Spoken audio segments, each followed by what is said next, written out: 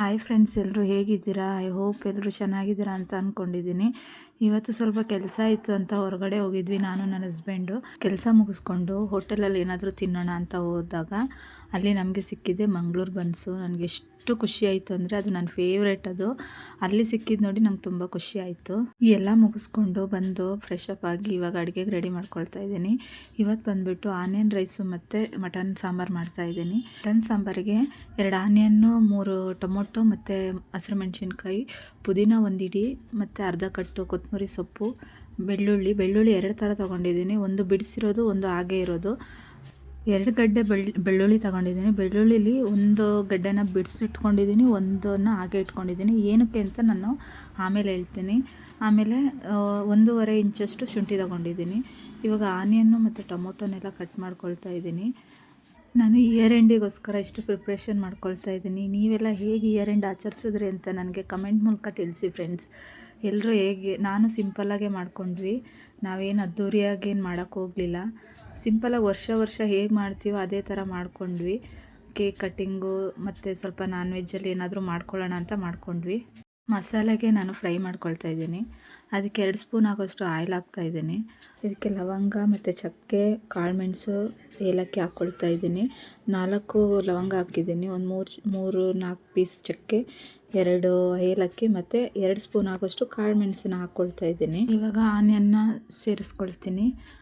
ಆನಿಯನ್ನ ಸೇರಿಸ್ಕೊಂಡು ಚೆನ್ನಾಗಿ ಫ್ರೈ ಮಾಡ್ಕೊಳ್ತೀನಿ. ಮಟನ್ ಸಾಂಬಾರಿಗೆ ಕಾಂಬಿನೇಷನ್ ಆಗಿ ನಾನು ಆನಿಯನ್ ರೈಸ್ ಮಾಡ್ತಾಯಿದ್ದೀನಿ. ವಿಡಿಯೋ ಕೊನೆಯವರೆಗೂ ನೋಡಿ, ಎಲ್ಲೂ ಸ್ಕಿಪ್ ಮಾಡಬೇಡಿ ಫ್ರೆಂಡ್ಸ್. ಇವಾಗ ನಾನು ಬೆಳ್ಳುಳ್ಳಿ ಸೇರಿಸ್ಕೊಳ್ತಾ ಇದ್ದೀನಿ. ಬಿಡಿಸಿಟ್ಕೊಂಡಿರೋದಲ್ಲ, ಹಾಗೆ ಇಟ್ಕೊಂಡಿದ್ದಲ್ಲ ಅದನ್ನು.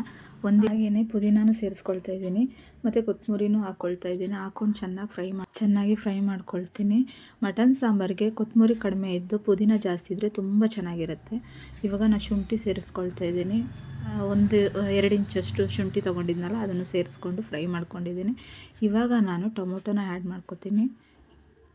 ಟೊಮೊಟೊನ ಆ್ಯಡ್ ಮಾಡ್ಕೊಂಡು ಚೆನ್ನಾಗಿ ಫ್ರೈ ಮಾಡಿಕೊಂಡ್ರೆ ಮಸಾಲೆ ರುಬ್ಬೋಕ್ಕೆ ಇಲ್ಲಿ ರೆಡಿಯಾಗಿದೆ. ಇವಾಗ ನಾನೊಂದು ಕುಕ್ಕರ್ ಇಟ್ಕೊಂಡು ಅದಕ್ಕೊಂದು 3 ಸ್ಪೂನ್ ಆಗೋಷ್ಟು ಆಯಿಲ್ ಹಾಕ್ಕೊಂಡು ಇಲ್ಲಿ ನಾನು ಚಕ್ಕೆ, ಲವಂಗ ಮತ್ತು ಏಲಕ್ಕಿ, ಸ್ವಲ್ಪ ಈರುಳ್ಳಿ ಹಾಕಿ ಫ್ರೈ ಮಾಡ್ಕೊತೀನಿ. ಇದು ಸಾಂಬಾರಿಗೆ ರೆಡಿ ಮಾಡ್ತಿರೋದು ನಾನು. ಈರುಳ್ಳಿ ಚೆನ್ನಾಗಿ ಫ್ರೈ ಆದಮೇಲೆ ಅದಕ್ಕೆ ಟೊಮೊಟೊ ಸೇರಿಸ್ಕೊಳ್ತೀನಿ. 1-2 ಹಸಿರು ಮೆಣಸಿನ್ಕಾಯಿನ ಹಾಕ್ಕೊತೀನಿ. ಎಲ್ಲನೂ ಸೇರಿಸಿ ಫ್ರೈ ಮಾಡಿಕೊಂಡು ಇವಾಗ ನಾನು ಬಿಡಿಸ್ಕೊಂಡಿದ್ನಲ್ಲ ಆ ಬೆಳ್ಳುಳ್ಳಿನ ಆ್ಯಡ್ ಮಾಡ್ತಾಯಿದ್ದೀನಿ. ಇದನ್ನು ಯಾಕೆ ಹಾಕ್ತಾಯಿದ್ದೀನಿ ಅಂದರೆ ತುಂಬ ಚೆನ್ನಾಗಾಗುತ್ತೆ ಮಟನ್ ಸಾಂಬಾರು ಜೊತೆಗೆ. ಬಿಡಿಸಿಟ್ಕೊಂಡು ಹಂಗೆ ಹಾಕಿದ್ರೆ ಅದೇನಾದರೂ ಬಾಯಿಗೆ ಸಿಕ್ಕರೆ ತುಂಬ ಚೆನ್ನಾಗಿರುತ್ತೆ. ಇವಾಗ ತೊಳೆದಿಟ್ಕೊಂಡಿರೋ ಮಟನ್ ಹಾಕ್ತಿದ್ದೀನಿ. ಮಟನ್ ಬಂದುಬಿಟ್ಟು 1 kg ತೊಗೊಂಡಿದ್ದೀನಿ. ಅದನ್ನು ಹಾಕ್ಬಿಟ್ಟು ಸ್ವಲ್ಪ ಹಾಕ್ಬಿಟ್ಟು ಕೈ ಆಡಿಸ್ಬಿಟ್ಟು ಚೆನ್ನಾಗಿ, ಆಮೇಲೆ ಚಿಟಿಕೆ ಅರಿಶಿನ ಪುಡಿನ ಸೇರಿಸ್ಕೊಳ್ತಾ ಇದ್ದೀನಿ. ಆಮೇಲೆ ಇದನ್ನು ಮುಚ್ಚಿಟ್ಬಿಟ್ಟು ಇವಾಗ ರುಬ್ಬೋಕ್ಕೆ ರೆಡಿ ಮಾಡ್ತಾಯಿದ್ದೀನಿ. ನಾನು ಕಾಯಿನ ಕಡಲೆನ ಸಪ್ರೇಟಾಗಿ ರುಬ್ಕೊತೀನಿ. ಅದು ಮಸಾಲೆ ಜೊತೆಗೆ ನಾನು ಸೇರಿಸಲ್ಲ. ಕಾಯಿನ ಕಡಲೆನ ಇಲ್ಲಿ 3 ಸ್ಪೂನ್ ಆಗೋಷ್ಟು ಕಡಲೆ ತೊಗೊಂಡಿದ್ದೀನಿ. 1 ಕಪ್ ಆಗೋಷ್ಟು ಕಾಯಿ ತೊಗೊಂಡಿದ್ದೀನಿ, ತೆಂಗಿನ ತುರಿ. ಇವೆರಡೂ ನಾನು ರುಬ್ಕೊಂಬರ್ತೀನಿ. ಇವಾಗ ರುಬ್ಕೊಂಡಾಗಿದೆ. ಇದನ್ನು ಪಕ್ಕಕ್ಕೆ ಎತ್ತಿಟ್ಕೊಂಡು ಇವಾಗ ಅದೇ ಜಾರ್ಗೆ ಮಸಾಲೆ ರುಬ್ಬೋಕ್ಕೆ ಏನು ಫ್ರೈ ಮಾಡಿ ಇಟ್ಕೊಂಡಿದ್ನೋ ಅದನ್ನು ಸೇರಿಸ್ಕೊಂಡು ಚಿಟಿಕೆ ಅರಿಶಿನ ಹಾಕ್ತಾಯಿದ್ದೀನಿ. 2 ಸ್ಪೂನ್ ಆಗೋಷ್ಟು ಖಾರದ ಪುಡಿ ಹಾಕ್ತಾಯಿದ್ದೀನಿ. ಖಾರನ ನೋಡ್ಕೊಂಡು ಹಾಕ್ಕೊಳ್ಳಿ. ನಮ್ಮದು ಸ್ವಲ್ಪ ಖಾರ ಕಡಿಮೆ ಇರೋದ್ರಿಂದ ನಾನು 2 ಸ್ಪೂನ್ ಹಾಕ್ಕೊಳ್ತಾ ಇದ್ದೀನಿ. ಮತ್ತು 2 ಸ್ಪೂನು ಧನಿಯಾ ಪುಡಿ ಹಾಕ್ಕೊಳ್ತಾ ಇದ್ದೀನಿ. ಹಾಗೆ ಮಟನ್ ಮಸಾಲ ಸೇರಿಸ್ಕೊಳ್ತಾ ಇದ್ದೀನಿ. 1 ಸ್ಪೂನ್ ಆಗೋಷ್ಟು ಸೇರಿಸ್ಕೊಳ್ತಾ ಇದ್ದೀನಿ. ಇವಾಗ ರುಬ್ಕೊಂಡು ಬರ್ತೀನಿ ಇದನ್ನು. ಇವಾಗ ಮಸಾಲೆ ರುಬ್ಬಿದಾಗಿದೆ, ನೋಡ್ತಾ ಇರ್ಬೋದು. 2 ಸಪ್ರೇಟಾಗಿ ರುಬ್ಬಿಟ್ಕೊಂಡಿದ್ದೀನಿ. ಈ ಥರ ಸಪ್ರೇಟ್ ಮಾಡಿ ಇಟ್ಕೊಂಡ್ರೆ ತುಂಬ ಚೆನ್ನಾಗಿ ಬರುತ್ತೆ ಸಾಂಬಾರು. 2 ಒಟ್ಟಿಗೆ ಹಾಕಿದ್ರೆ ಚೆನ್ನಾಗಿರಲ್ಲ ಅಂತ ನಾನು ಅಂದ್ಕೊಂಡಿರೋದು. ತುಂಬ ಚೆನ್ನಾಗಿ ಬರುತ್ತೆ. ಈ ಥರ ಒಂದು ಸಲ ಮಾಡ್ಕೊಳ್ಳಿ ಫ್ರೆಂಡ್ಸ್. ಇವಾಗ ನೋಡ್ತಾ ಇರ್ಬೋದು ಮಟನ್ ಎಲ್ಲ ನೀರು ಬಿಟ್ಕೊಂಡಿದೆ. ಇದನ್ನು ಒಂದು ಸಲ ಚೆನ್ನಾಗಿ ಕೈ ಆಡಿಸ್ಬಿಟ್ಟು ಇವಾಗ ನಾನು ರುಬ್ಕೊಂಡಿರೋ ಕಡಲೆ ಮತ್ತು ಕಾಯಿ ರುಬ್ಕೊಂಡಿದ್ನಲ್ಲ ಅದನ್ನು ಸೇರಿಸ್ಕೊಂಡು ಕೈ ಆಡಿಸ್ಕೊಳ್ತೀನಿ. ಸಾರಿ ಫ್ರೆಂಡ್ಸ್, ಇಲ್ಲಿ ರುಬ್ಬಿಟ್ಕೊಂಡಿರೋ ಮಸಾಲೆ ಹಾಕಿರೋದು ಅದು ಸ್ಕಿಪ್ ಆಗಿದೆ. ಸಾರಿ. ಮಸಾಲೆ ಇಟ್ಕೊಂಡಿದ್ನಲ್ಲ ಅದನ್ನು ಕೂಡ ಆ್ಯಡ್ ಮಾಡ್ಕೊಂಡಿದ್ದೀನಿ. ಇವಾಗ ನಮಗೆ ಎಷ್ಟು ನೀರು ಬೇಕು ಅದನ್ನು ಆ್ಯಡ್ ಮಾಡಿಕೊಂಡು ರುಚಿಗೆ ಎಷ್ಟು ಉಪ್ಪು ಬೇಕು ಅದನ್ನು ಆ್ಯಡ್ ಮಾಡ್ಕೊಳ್ತಾ ಇದ್ದೀನಿ. ಇವಾಗ ಲಿಡ್ಡನ್ನು ಕ್ಲೋಸ್ ಮಾಡಿಬಿಟ್ಟು ಇದನ್ನು ಒಂದು 4 ಅಥವಾ 5 ವಿಷಲ್ ಬರೋ ಗಂಟ ಬಿಟ್ಬಿಡಿ. ಇವಾಗ ನಾನು ಈರುಳ್ಳಿ ರೈಸ್ನ ಹೇಗೆ ಮಾಡೋದು ಅಂತ ಹೇಳ್ಕೊಡ್ತೀನಿ. ಇದಕ್ಕೆ ಒಂದು ಕುಕ್ಕರ್ ಇಟ್ಕೊಂಡು ಅದಕ್ಕೆ ಒಂದು 3 ಸ್ಪೂನ್ ಆಗೋಷ್ಟು ತುಪ್ಪ ಹಾಕ್ಕೊಂಡಿದ್ದೀನಿ. ಹಾಗೆಯೇ 2 ಸ್ಪೂನ್ ಆಗೋಷ್ಟು ಎಣ್ಣೆನೂ ಮಿಕ್ಸ್ ಮಾಡ್ಕೊಳ್ತಾ ಇದ್ದೀನಿ. ಇದು ಸೇಮ್ ಗೀ ರೈಸ್ ಥರನೇ ಬರುತ್ತೆ, ಬಟ್ ಟೇಸ್ಟು ಬೇರೆ ಥರ ಕೊಡುತ್ತೆ. ಇದಕ್ಕೆ ಜಾಸ್ತಿ ಇಂಗ್ರೀಡಿಯೆಂಟ್ಸ್ ಬೇಡ, ಸ್ವಲ್ಪ ಹಾಕ್ಕೊಳ್ಳೋದು. ಇದಕ್ಕೊಂದು 3 ಏಲಕ್ಕಿ ಮತ್ತು 2 ಚಕ್ಕೆ, 3 ಪೀಸ್ ಲವಂಗ ಹಾಕ್ಬಿಟ್ಟು, ಸ್ವಲ್ಪ ಈರುಳ್ಳಿ ಹಾಕ್ಬಿಟ್ಟು, 1 ಗಡ್ಡೆ ಈರುಳ್ಳಿ ಸಾಕು, ಅದು ಹಾಕ್ಬಿಟ್ಟು ಚೆನ್ನಾಗಿ ಫ್ರೈ ಮಾಡಿಬಿಟ್ಟು, ಒಂದು 3 ಹಸಿರು ಮೆಣಸಿನ್ಕಾಯಿನ ಸೇರಿಸ್ಬಿಟ್ಟು ಚೆನ್ನಾಗಿ ಫ್ರೈ ಮಾಡ್ಕೊತೀನಿ. ಸ್ವಲ್ಪ ಬ್ರೌನಿಷ್ ಬರೋ ತನಕ ಫ್ರೈ ಮಾಡ್ಕೊಳ್ಳಿ. ಅದಾದಮೇಲೆ ಶುಂಠಿ ಬೆಳ್ಳುಳ್ಳಿನ ತೀರಾ ರುಬ್ಬಾರ್ದು, ತರಿಯಾಗಿ ರುಬ್ಕೊಬೇಕು. ಅದೊಂದು 2 ಸ್ಪೂನ್ ಆಗೋಷ್ಟು ರುಬ್ಕೊಂಡು ಇದಕ್ಕೆ ಆ್ಯಡ್ ಮಾಡ್ಕೊಳ್ತಾ ಇದ್ದೀನಿ. ಚೆನ್ನಾಗಿ ಫ್ರೈ ಮಾಡಿ ಆದಮೇಲೆ ಇದಕ್ಕೆ ನಾವು ಎಷ್ಟು ನೀರು ಬೇಕೋ ಅಷ್ಟನ್ನು ತೊಗೊಂಡು, ನಾನು ಇಲ್ಲೊಂದು 3 ಗ್ಲಾಸು ಮಾಡ್ತಾಯಿದ್ದೀನಿ. ಹಂಗಾಗ್ಬಿಟ್ಟು ಅದಕ್ಕೆ ಎಷ್ಟು ನೀರು ಬೇಕೋ ಅದನ್ನು ಹಾಕ್ಬಿಟ್ಟು ಸ್ವಲ್ಪ ಉಪ್ಪು ಹಾಕ್ಬಿಟ್ಟು, ಸ್ವಲ್ಪ ಹಾಕಬೇಕು, ಯಾಕೆಂದರೆ ಸಾಂಬಾರಲ್ಲಿ ಉಪ್ಪಿರುತ್ತೆ ಅಲ್ವಾ. ಇದಕ್ಕೆ ರುಚಿಗೆ ಅಷ್ಟೇ ಸ್ವಲ್ಪನೇ ಆ್ಯಡ್ ಮಾಡಿಬಿಟ್ಟು ಲಿಡ್ಡನ್ನ ಕ್ಲೋಸ್ ಮಾಡ್ತೀನಿ. ಇವಾಗ ನೋಡ್ತಾ ಇರ್ಬೋದು ಚೆನ್ನಾಗಿ ಕುದೀತಾ ಇದೆ. ಈ ಟೈಮಲ್ಲಿ ರೈಸ್ನ ಆ್ಯಡ್ ಮಾಡ್ತೀನಿ.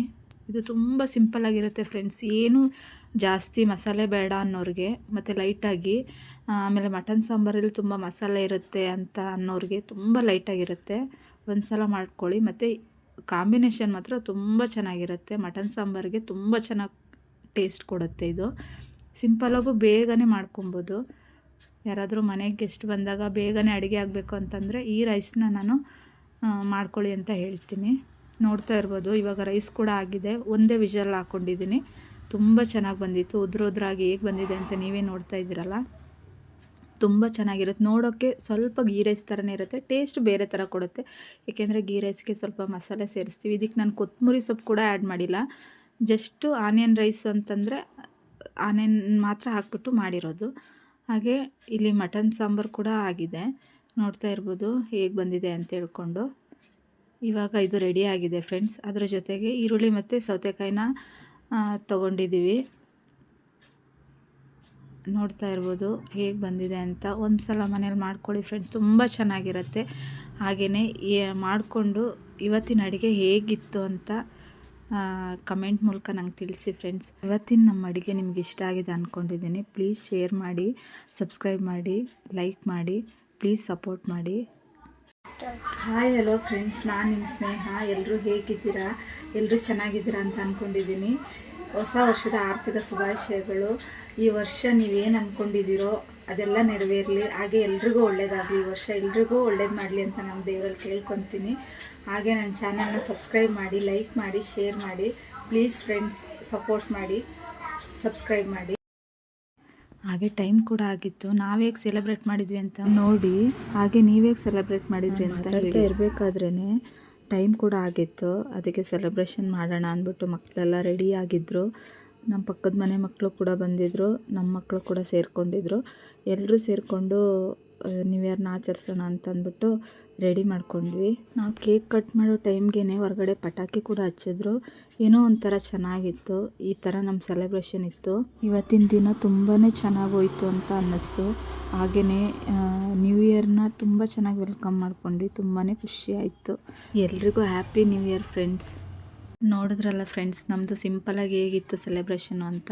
ಊಟ ಎಲ್ಲ ಮುಗಿಸ್ಕೊಳ್ಳೋ ಹೊತ್ತಿಗೆ ತುಂಬ ಟೈಮೇ ಆಗೋಗ್ಬಿಟ್ಟಿತ್ತು. ಹಾಗೆಯೇ ನ್ಯೂ ಇಯರ್ನ ಸೆಲೆಬ್ರೇಟ್ ಮಾಡಿ ಈ ವಿಡಿಯೋನ ಇಲ್ಲಿಗೆ ಎಂಡ್ ಮಾಡ್ತಾಯಿದ್ದೀನಿ. ಸಾರಿ ಫ್ರೆಂಡ್ಸ್, ಈ ವಿಡಿಯೋನ ಲೇಟಾಗಿ ಅಪ್ಲೋಡ್ ಮಾಡ್ತಾಯಿದ್ದೀನಿ. ನನಗೆ ಸ್ವಲ್ಪ ಹೆಲ್ತ್ ಇಶ್ಯೂ ಇತ್ತು, ಅದಕ್ಕಾಗಿ ಲೇಟ್ ಆಯಿತು. ಸಾರಿ.